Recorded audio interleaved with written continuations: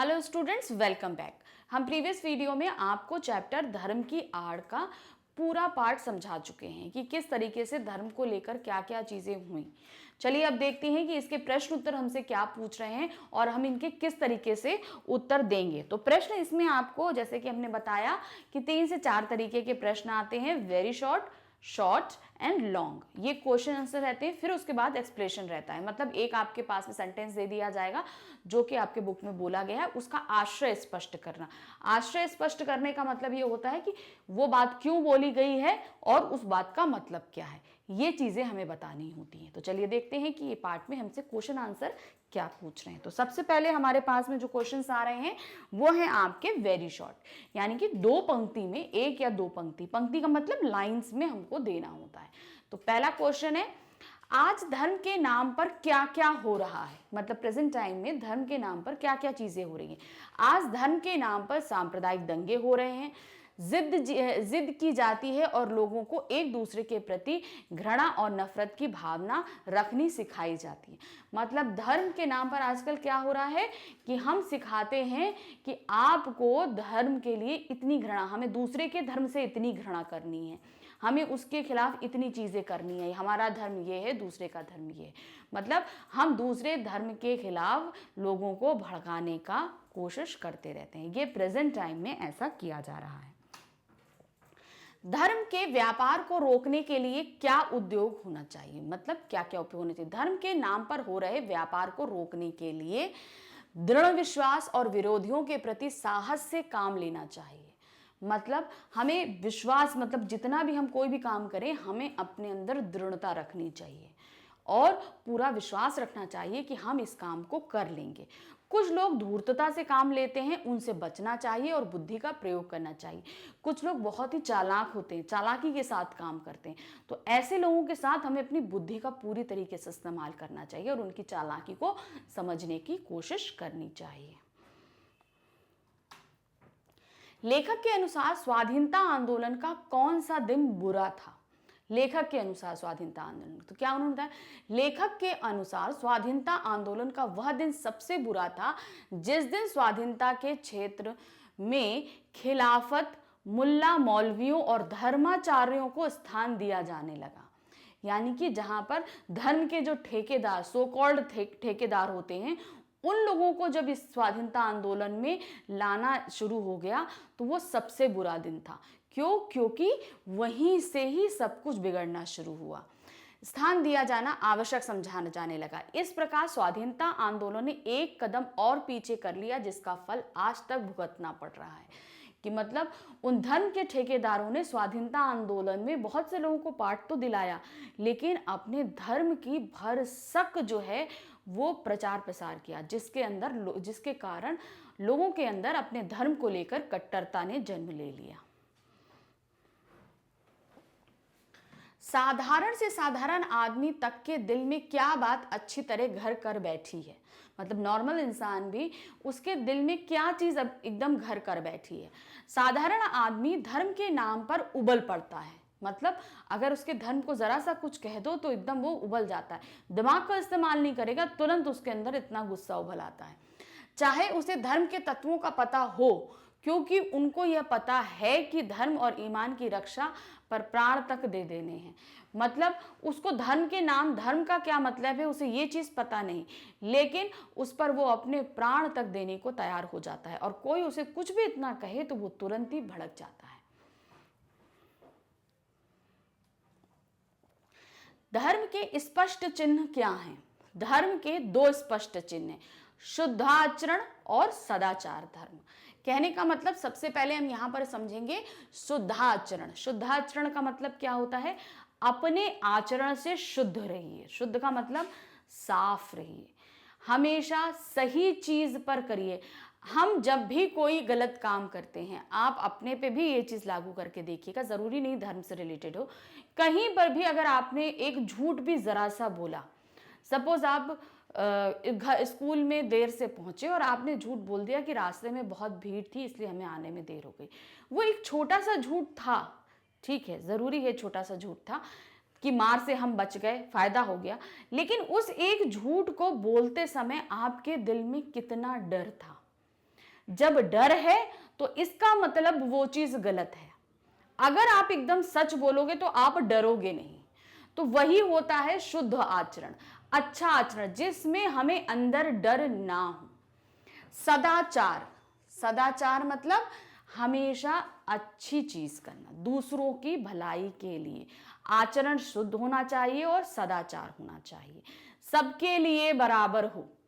ये नहीं कि गरीब है तो उसके लिए हमारा आचरण अलग है, अगर अमीर है तो उसके लिए आचरण अलग है, दूसरे धर्म का है तो उसके लिए आचरण अलग है, कोई किसी और जाति का है तो उसके लिए हमारा आचरण अलग है। ऐसा नहीं, सबके लिए समान आचरण होना चाहिए और अच्छा होना चाहिए।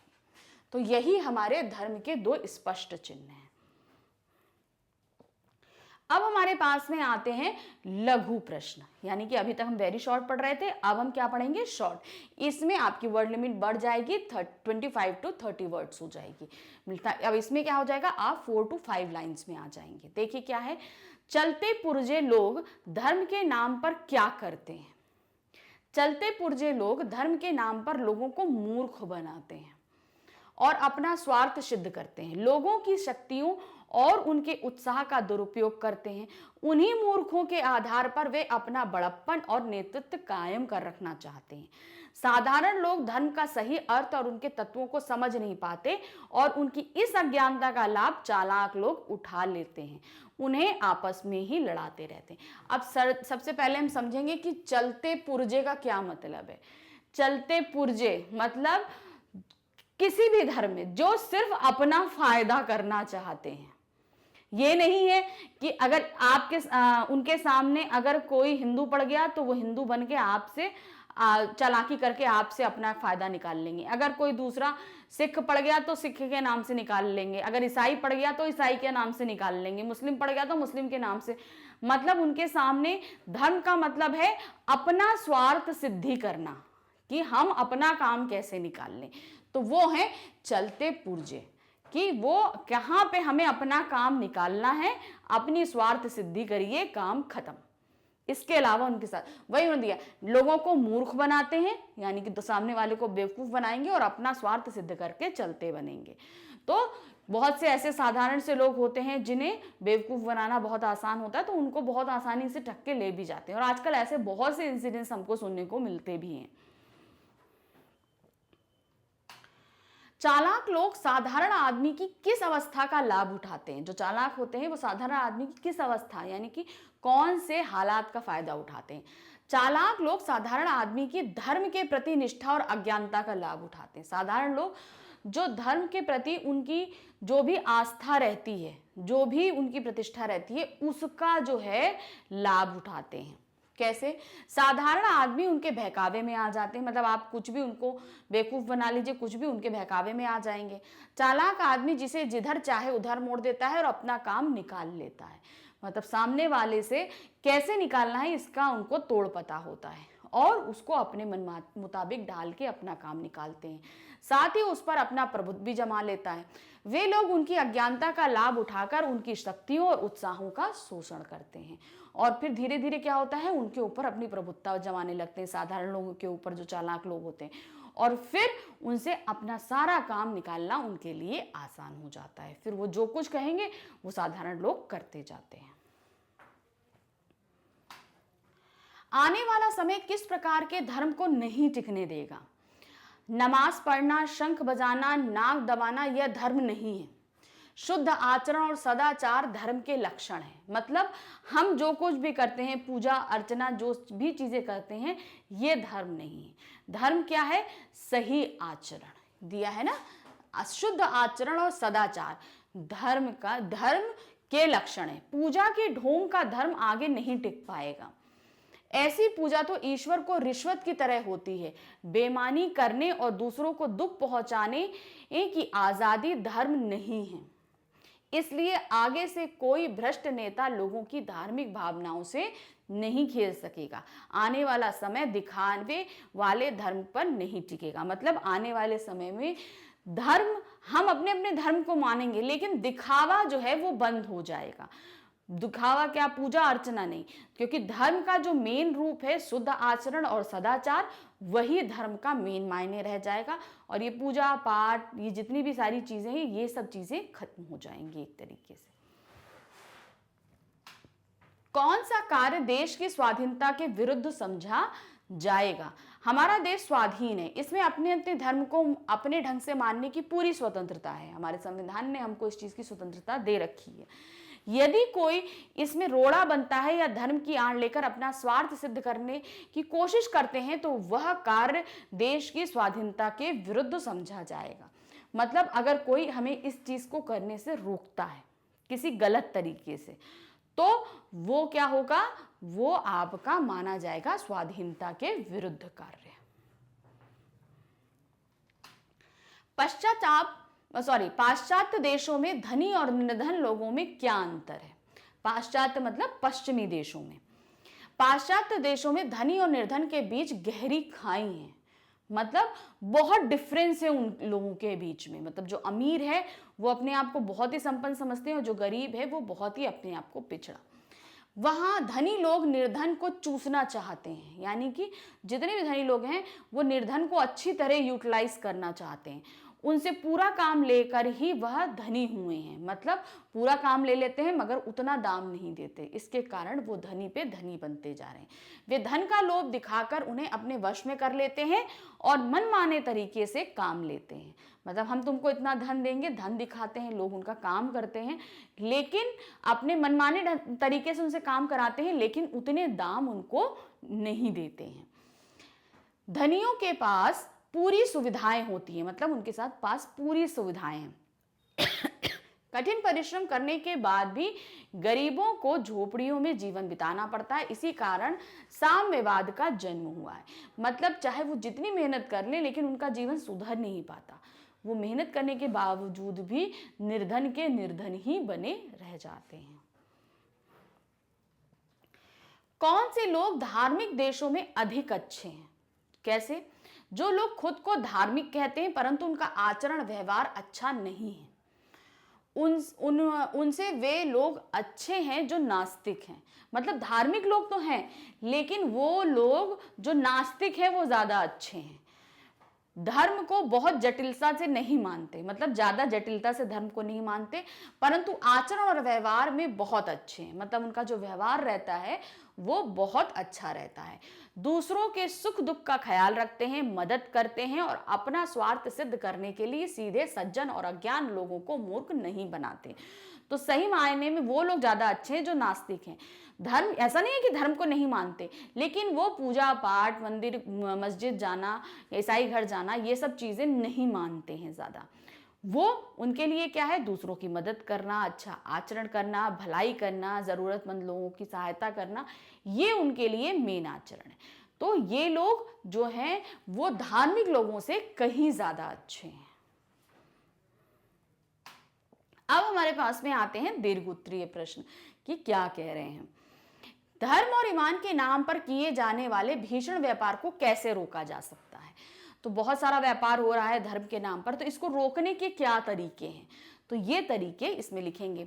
चालाक लोग धर्म और ईमान के नाम पर सामान्य लोगों को बहला फुसलाकर उनका शोषण कर अपना स्वार्थ सिद्ध करते हैं। वे धर्म के नाम पर दंगे फसाद, लोगों को एक दूसरे से लड़ाना, हिंसा फैलाना और लोगों की शक्ति का दुरुपयोग करना आदि कई सारे अमानवीय कार्य करते हैं। इस प्रकार धर्म की आड़ में एक व्यापार जैसा चल रहा है। इसे रोकना अति आवश्यक है। इसके लिए लोगों को धर्म के अर्थ और तत्वों को सही तरीके से समझाना व उन्हें जागरूक करना आवश्यक है। लोगों को शिक्षित करके साहस और दृढ़ता से धर्म गुरुओं की पोल खोलनी चाहिए।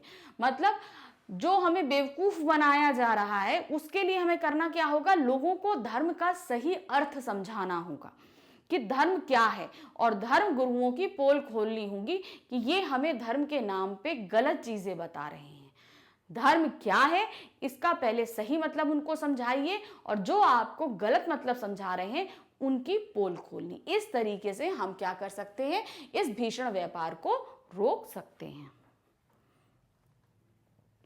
बुद्धि पर मार के संबंध में लेखक के क्या विचार हैं? बुद्धि पर मार का अर्थ है लोगों की बुद्धि में ऐसे विचार भरना जिससे वे गुमराह हो जाएं।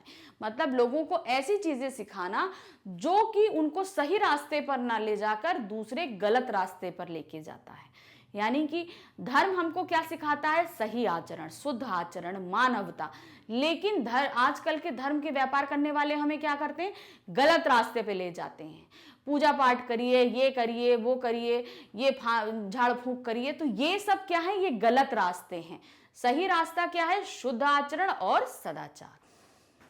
इनसे उनके सोचे समझने की शक्ति नष्ट हो जाती है। फिर क्या होता है?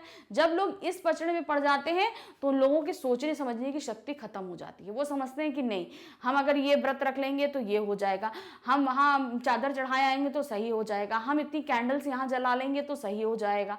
तो बहुत सारे तरीके जो बताए जाते हैं उनसे क्या होता है? सोचने समझने की शक्ति पूरी तरीके से खत्म हो चुकी होती है। लेखक का विचार है कि विदेश में धर्म की मार है तो भारत में बुद्धि की मार है। मतलब अगर विदेशों में धर्म का बोलबाला है और वहां पर धन की वजह से लोगों की बुद्धि पर जो है पर्दे पड़ गए हैं, तो यहाँ पर धर्म की वजह से लोगों की बुद्धि पर जो है पर्दे पड़ गए हैं, उनकी बुद्धि मर गई है। यहाँ बुद्धि को भ्रमित किया जाता है। जो स्थान ईश्वर और आत्मा का है वह अपने लिए ले लिया जाता है। मतलब जो स्थान हमारे लिए हम ईश्वर के लिए रखते हैं उस जगह पे वो धर्म के ठेकेदार जाकर बैठ जाते हैं। जहां पर ईश्वर को बैठना चाहिए वहां पर वो धर्म के ठेकेदार अपना कब्जा जमा लेते हैं, हमारी बुद्धि को, हमको इतना ब्रेन वॉश कर देते हैं। फिर इन्हीं नामों अर्थात धर्म, ईश्वर, ईमान, आत्मा के नाम पर अपने स्वार्थ को की सिद्धि के लिए सामान्य लोगों को आपस में लड़ाया जाता है। बुद्धि पर मार द्वारा कुछ लोग अपनी महानता मूर्खों के आगे बनाए रखते हैं। तो ये बहुत सी ऐसी चीजें होती हैं जो जिनके जरिए जो है हमारी बुद्धि बंद हो जाती है। तो उसी को बोलते हैं कि बुद्धि की मार पड़ जाना। लेखक की दृष्टि में धर्म की भावना कैसी होनी चाहिए? हमारा देश स्वाधीन है, इसमें अपने अपने धर्म को अपने ढंग से मानने की पूरी स्वतंत्रता है। उनके अनुसार शंख घंटा बजाना, जोर जोर से नमाज पढ़ना ही केवल धर्म नहीं है, शुद्ध आचरण और सदाचार ही धर्म के लक्षण है। मतलब पूजा पाठ करिए, सब कुछ करिए, लेकिन इसके साथ अच्छा आचरण और अच्छा व्यवहार रखिए। ये धर्म के लिए सबसे जरूरी होता है, यही सही धर्म है। महात्मा गांधी के धर्म संबंधी विचारों पर प्रकाश डालिए। तो हमने महात्मा गांधी के बारे में बताया था, तो यहाँ पर हम अपने तरीके से लिख रहे हैं, आप चाहें तो इनमें कुछ चेंजेस ला सकते हैं। महात्मा गांधी अपने जीवन में धर्म को सर्वोच्च स्थान देते थे।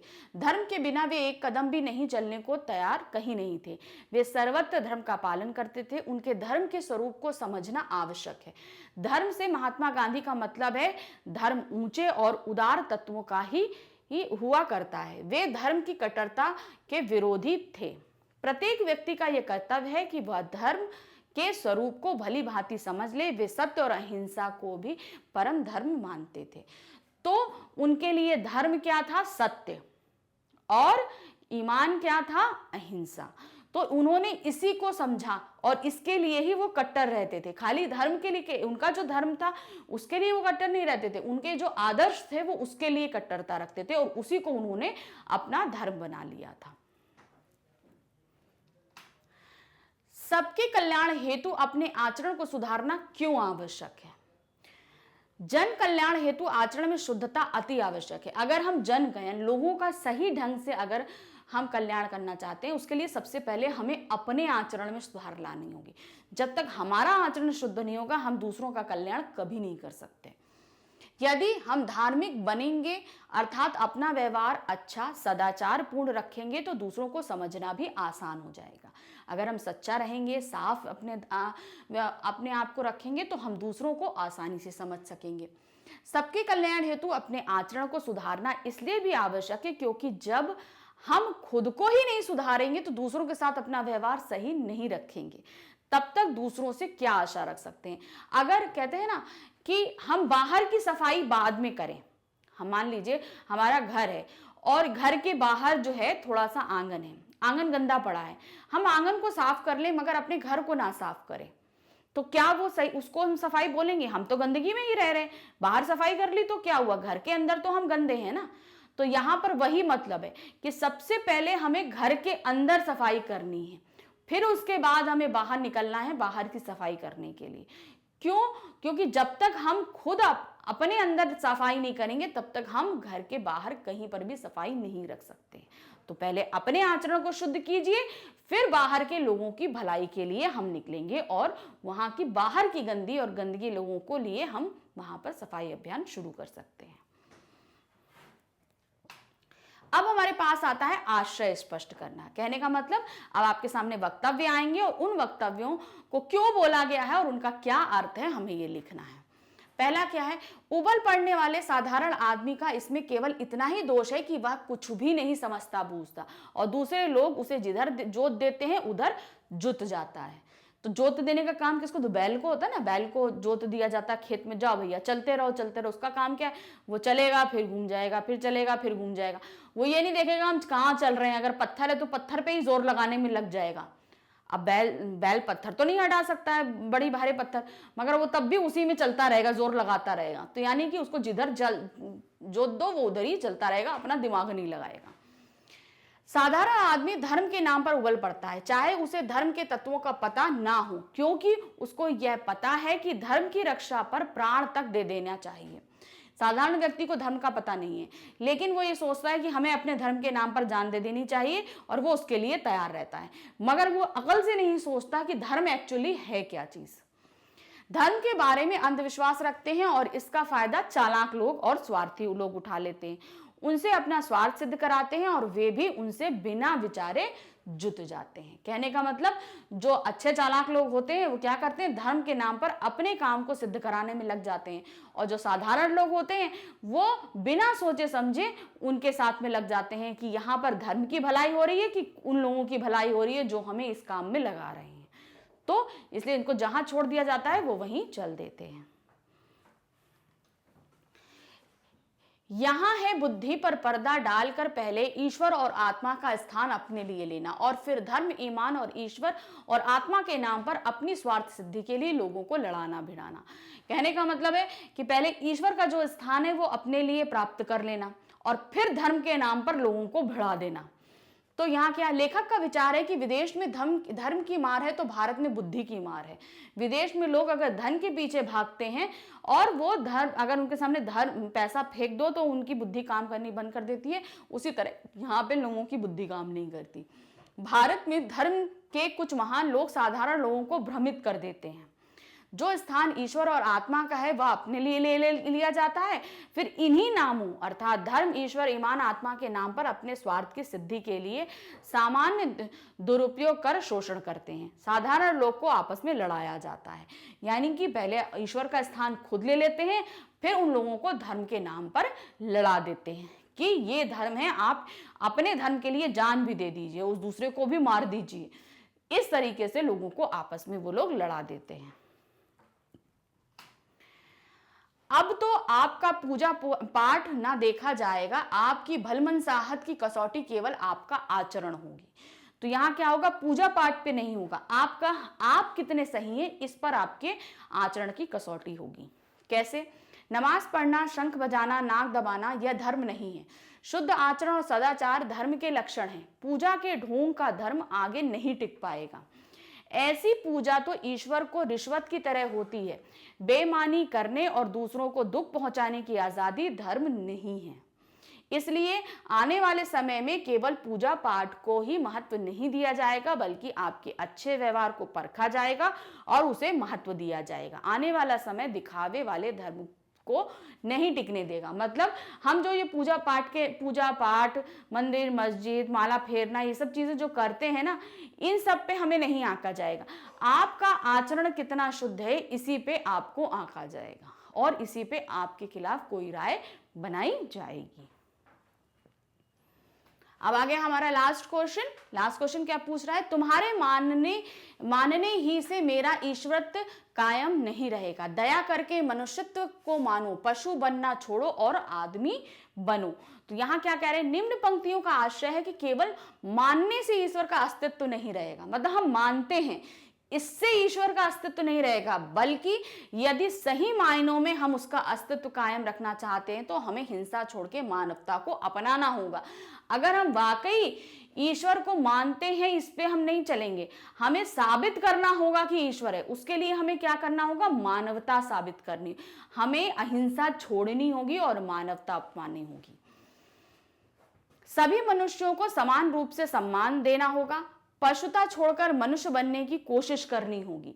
यानी कि हम जो पशु हैं, एक दूसरे को मारना, किस तरीके से चालाकी से दूसरे का खाना, पैसा छीन लेना, तो ये पशुत्व हमें छोड़ना होगा, मानव बनना होगा। मानव बनने का मतलब है हमेशा दूसरे मानव के लिए अच्छा करना और सोचना। ईश्वर को प्रायश्चित करने का यही सबसे सुगम मधुमेह है। मतलब क्या है कि यहाँ पर अगर हम मानव को पूरी तरीके से स्थापित करना चाहते हैं कि हमारा धर्म सदा के लिए टिका रहे, तो उसके लिए हमें मानवता को अपनाना ही होगा। दुराचार करते रहना और मुझे मानते रहने में मेरी भक्ति पूर्ण नहीं होती। यदि मेरी भक्ति करनी है तो मेरे एक ही रूप यानी मनुष्यों के प्रति दया और करुणा बरतो। या ईश्वर कहते हैं कि सिर्फ मानने से ये नहीं होगा कि ईश्वर है, ये चीज आपको एक दूसरे के साथ साबित करनी होगी कि मैं हर एक कण में विराजमान हूँ, यानी कि मनुष्यों में मैं विराजमान हूँ। तो मनुष्यों का भला करिए और हर जगह मुझे पाइए। तो इस तरीके से इस पार्ट के सभी क्वेश्चन आंसर्स मैंने आपको क्लियर किए। थोड़ा चैप्टर थोड़ा सा डिफिकल्ट था, लेकिन आई होप आपको बहुत अच्छे से समझ में आया होगा कि इस चैप्टर में हमें जो धर्म के बारे में बताया गया है कि धर्म क्या है, हमें मेन वही समझना है। धर्म किसी एक पर्टिकुलर धर्म को मानना नहीं, हमें धर्म पैदाइश से मिलता है, लेकिन आचरण में धर्म को लाना, अर्थात अच्छा आचरण और सदाचार, इस चीज को जब तक हम धर्म नहीं मानेंगे तब तक संसार में अहिंसा व्याप्त रहेगी। आई होप ये चैप्टर आपको बहुत अच्छे से समझ में आया होगा। Thank you, bye bye.